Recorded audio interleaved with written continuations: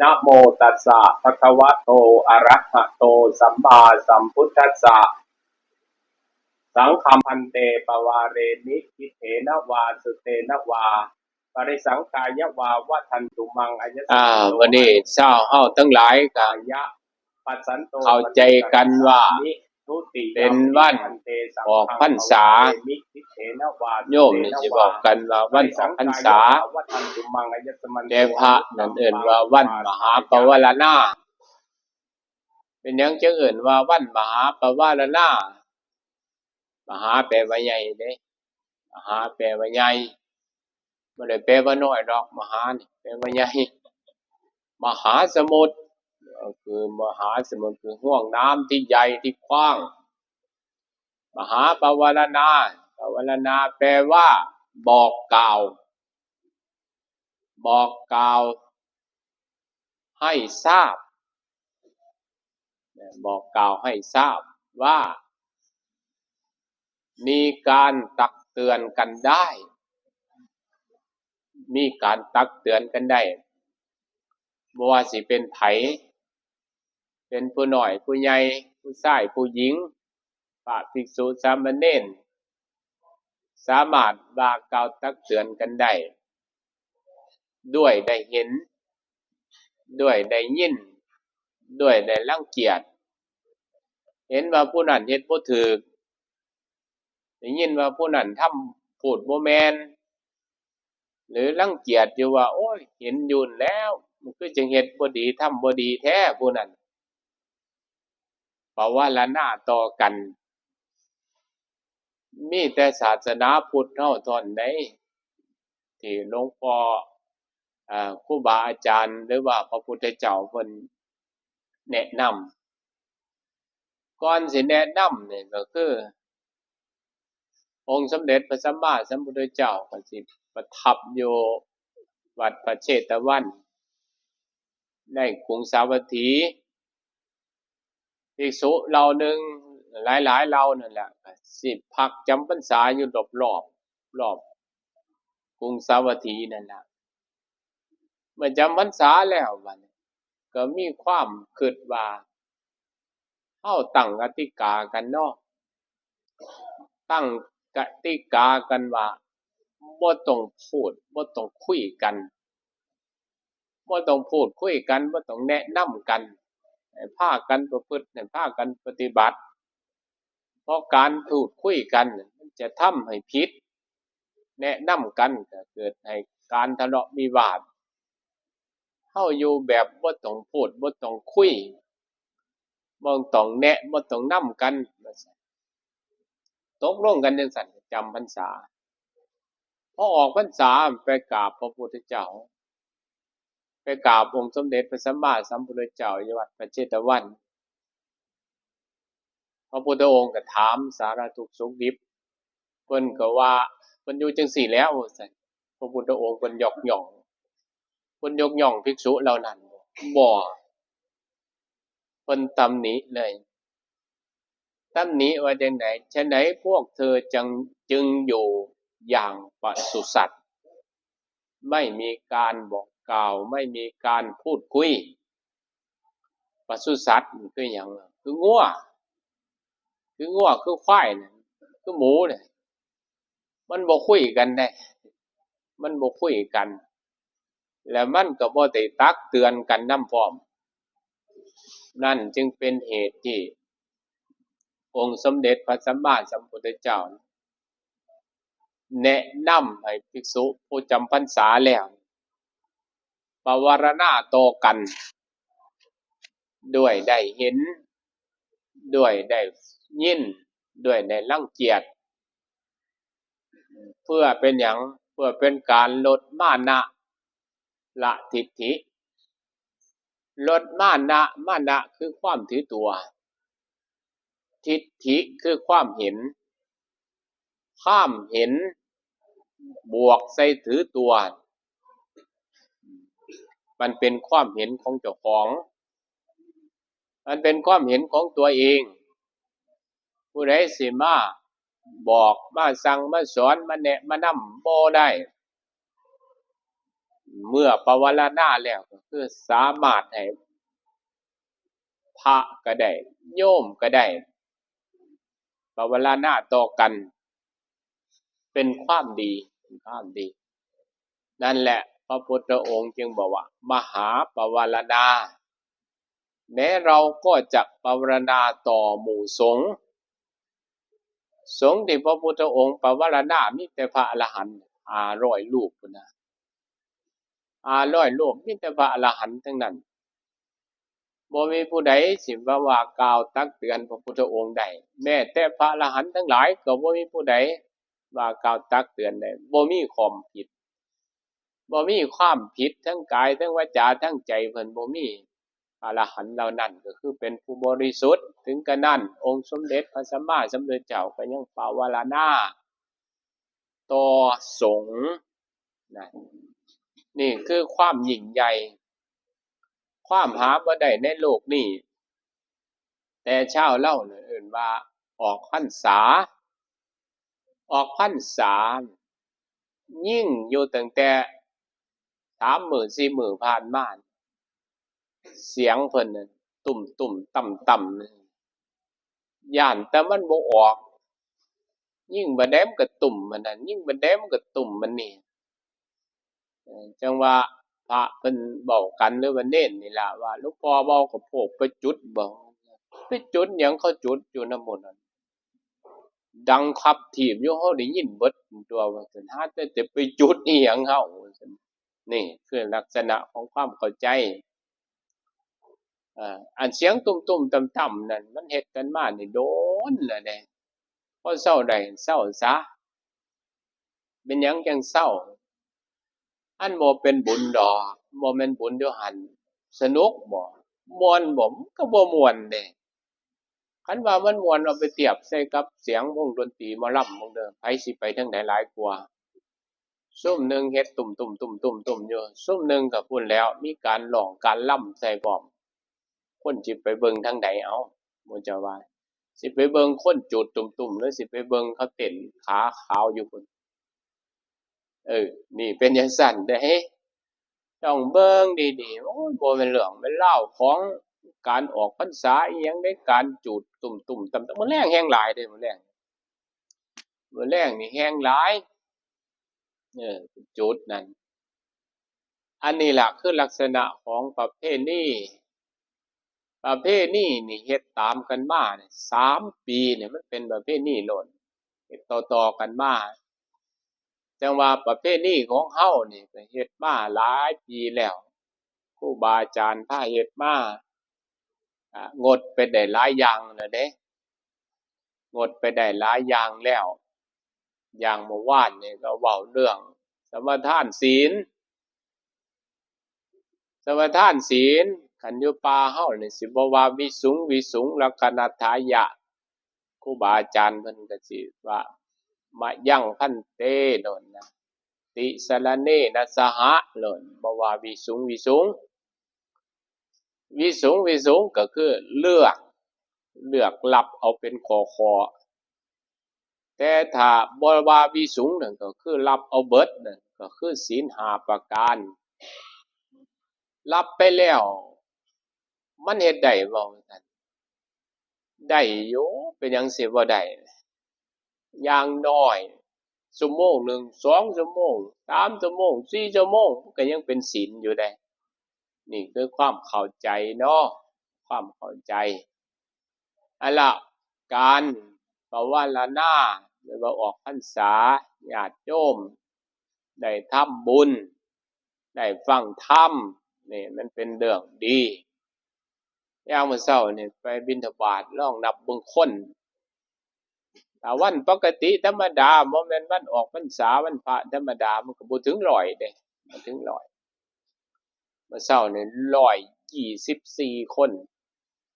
ใส่บาตรถือว่าหลายดีบ่ใส่บาตรหลายๆก็ดีนั่นแหละเนาะพระอันบ่เท่าใดดอกโยมที่เป็นคนดีรู้จักแบ่งปันรู้จักสร้างน้ำรู้จักทำบุญก็หนุนเนื่องให้โยมนั่นได้บุญเนื่องในวันออกพรรษาก็ปรารภวันออกพรรษา ปรารภออกพรรษาเนี่ยบ่แม่นมื้อนี้ได้พระเนี่ยอื่นพุ่นได้อื่นพุ่นได้คันผู้ใดไปมื้อนี้ขาดพรรษาโดนไปนอนอยู่ที่อื่นโดยที่ว่าบ่ได้สัตตหะไปนี่ไปเบิ่งบั้งไฟพญานาคบ่ มีพระไปเด้ก็พอเวลาหน้าบุญแต่ดอกบุญแจ้งมาไปแล้วมื้อแลงก็สิไปเบิ่งบั้งไฟพญานาคพญานาคก็ดีบั้งไฟก็ดีมันบ่เฮ็ดให้เฮานั่นได้บุญดอกบ่เฮ็ดให้เฮานั่นได้บรรลุธรรมบ่เฮ็ดให้เฮานั่นได้บรรลุธรรมเอาไปกราบไหว้ได้บ่พญานาคน่ะกราบไหว้ได้บ่สิเว้าหยังแต่อันพญานาคเฮามาพ้อกันเฮายังสวัสดีกันแม่นบ่มาเห็นคุณตาเห็นพ่อใหญ่ทองอินเฮานี่เห็นคุณแม่จอมศรีจังซี่โดนๆเฮาจังมาพ้อกันเฮาสวัสดีคุณยายก็ยังประนมมือไหว้ไหว้กันบ่ผิดเด้ไหว้กันบ่ผิดแต่ไหว้แล้วไปขอเลาจังซี่ไปขอหยังว่าซั่นขอให้เลาบันดาลนั่นนี่ให้คันมาเปรียบเบิ่งคนที่ขอนั่นมันหลายมันสิได้หลายบ่บัดขอมันบ่ได้หลายดอกคนหลายมันก็แบ่งกันผู้นั้นแหน่ผู้นี้แหน่มันก็ได้น้อยนี่คันคนหลายน่ะเคารพกันเคารพกันสิ่งที่นับถือนั่นคือพระพุทธพระธรรมพระสงฆ์เป็นรัตนตรัยถือเอาพระพุทธเจ้าเป็นสรณะถือเอาพระธรรมเป็นสรณะถือเอาพระสงฆ์เป็นสรณะถือเอาพระพุทธเจ้าเป็นสรณะพระธรรมเป็นสรณะพระสงฆ์เป็นสรณะถือหยังถือพระพุทธเจ้าถือคำสอนถือคำสอนที่เพิ่นสอนเฮานั่นเพิ่นสอนไว้จังใดคำสอนของพระพุทธเจ้าหรือว่าโอวาทพระพุทธเจ้าเพิ่นบอกเฮาว่าจังใดเพิ่นให้ประพฤติสุจริตให้กายสุจริตวาจาสุจริตใจสุจริตเพิ่นบอกเฮานะคันเฮาถือเอาพระพุทธเจ้าเป็นสรณะเฮาก็ถือความสุจริตในการกระทำในการกระทำของเฮามันสุจริตเอาไว้อย่างทำบุญเนี่ยทำบุญสุจริตทำยังไงทำบุญสุจริตทำบุญเพื่อบุญเพื่อยั่งให้ใจนั่นเบิกบานบ่ได้หวังอย่างอื่นเด้ถ้ามันสุจริตนะถ้ามันบ่สุจริตมันก็หวังอ้าวให้ถูกเลขบ้างให้ถูกหวยบ้างให้สุขภาพดีบ้างให้หลายๆอย่างนะทำบุญก็เพื่อบุญของเฮาเองเป็นการกล่อมหล่อเลี้ยงจิตใจของเฮาให้ซุ่มให้เย็นให้เบิกให้บานนี่คือเข้าใจบ่ให้มันทุจริตในบุญเฮาก็ดีแล้วชีวิตร่างกายของเฮานี่มันก็บ่เที่ยงบ่แท้บ่แน่บ่นอนอยู่แล้วล่ะอยู่พื้นฐานเดียวกันเบิดทุกท่านทุกคนอยู่พื้นฐานหยังว่าซั่นพื้นฐานแห่งความไม่เที่ยงพื้นฐานแห่งความเป็นทุกข์พื้นฐานแห่งความเป็นอนัตตาบัดนี้การดำรงชีวิตบัดน่ะมันมีจังได๋บัดอันมีความเมตตาได้บ่ในการดำรงชีวิตของเฮาเบิ่งแล้วเนาะคนทั่วๆไปน่ะในโลกนี่ล่ะมันมีแต่ความแก่งแย่งกันสิ่งดีสิ่งเด่นกันอิจฉากันพยาบาทกันจองกรรมจองเวรกันนี่มันเป็นจังซั่นเด้นี่คือคนทั่วๆไปแต่ชนใดที่ได้รับการรับฟังจากคำสอนของพระพุทธเจ้าแล้วนำไปศึกษาแม้แต่วาจาที่พูดออกมามันก็บ่มีโทษกับผู้อื่นบ่มีโทษกับผู้อื่นมีแต่เมตตาวาจาที่เว้าออกมา ถ้าเว้าออกมาแล้วมีโทษกับผู้นั้นมีโทษกับผู้นี้แม้แต่ตัวเราเองก็เป็นทุจริตในวาจาของตัวเองเสียนบ่บริสุทธิ์นะใจเฮาคือการใจเฮาคือให้มันปลงให้มันปล่อยให้มันว่างอย่างเมื่อวานนี่แหละไปฟังธรรมะหลวงปู่ชาสนทนาธรรมกับชาวต่างประเทศแปลเป็นไทยว่าพระพุทธศาสนานี่มีความมุ่งหมายจังไดปฏิบัติธรรมอย่างนิพพานหลวงปู่ชาว่าจะไปนิพพานเนี่ยมันต้องบ่อยากว่าซั่นแล้วมีความมุ่งหมายจังได๋ความมุ่งหมายก็คือปล่อยวางความหมายของเพิ่นคันสิไปพระนิพพานนี่ยังอยากอยู่มันก็บ่ถูกทางว่าซั่นอ้าวบ่อยากเฮ็ดจังได๋ลองคิดเบิ่งสิไปพระนิพพานบ่ต้องอยากแต่ว่าการปฏิบัติของเฮานี่มันปฏิบัติไปถูกทาง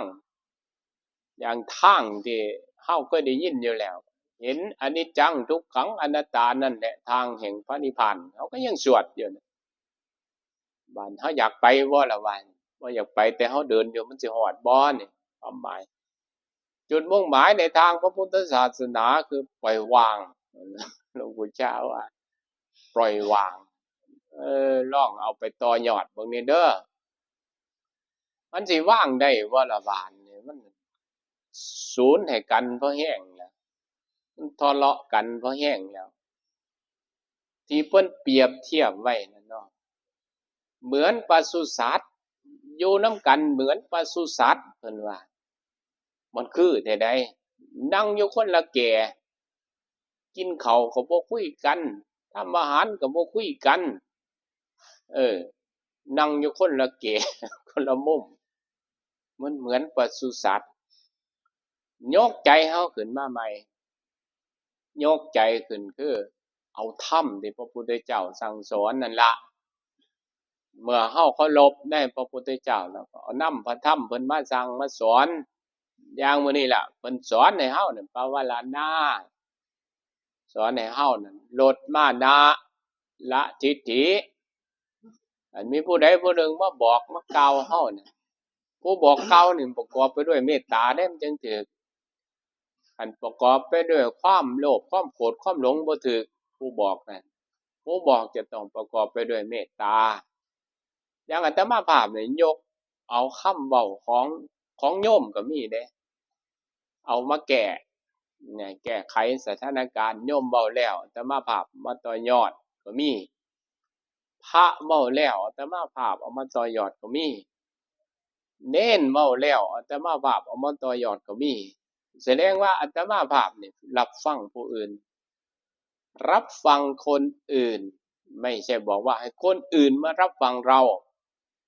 รับฟังคนอื่นทุกท่านทุกคนนั่นแหละรู้จักคันมีผู้มาบอกเฮาอันนั้นบ่ถูกเด้ออันนี้บ่ดีเด้ออันนั้นบ่ดีเด้อฟังซะก่อนส่วนมากมันต่อต้านแอนติต่อต้านโน่นเว้าสวนขึ้นมาทันทีโลดได้เออมีตัวอย่างมีของใช้ของพระนี่ล่ะเอามาแจกในงานวัดเฮานี่ล่ะเอามาแจกไปแล้วเพิ่นก็เลยถามมีพระองค์หนึ่งเพิ่นถามอันนี้ซื้อมาจากไสเพิ่นว่าซื้อมาจากไสคำตอบก็บอกว่าซื้อมาจากหั้นจากนี้เว้าไปติมันสิมีขายบ่อยู่หั้นอันนี้มันต่อต้านทันทีเด้ต่อต้านทันทีว่าคันคนบ่ต่อต้านสิว่าจังได๋คนบ่ต่อต้านก็สิว่าโอ้อยู่หั้นเขาก็ขายบ่เดี๋ยวแต่หน้าสิไปเบิ่งจังซี้คนบ่ต่อต้านอันนี้คนต่อต้านเว้าจบลงว่ามันสิมีซะบ่เขาสิเอามาขายซะบ่อยู่หั้นอยู่นี่นั่นเห็นบ่นั่นแหละคำเว้าคันมีผู้เว้าผู้ว่าให้ตักเตือนเฮาผู้เว้าต้องมีความเมตตาเด้มันถูกหลักศาลานิยธรรมจะทำอะไรประกอบไปด้วยเมตตาจะพูดอะไรประกอบไปด้วยเมตตา จะคิดอะไรก็ประกอบไปด้วยเมตตาพระพุทธเจ้ามันตัดไปเบิดแล้วส่วนพระสงฆ์บัดเนี่ยส่วนพระสงฆ์เนี่ยก็เป็นเนื้อนาบุญของโลก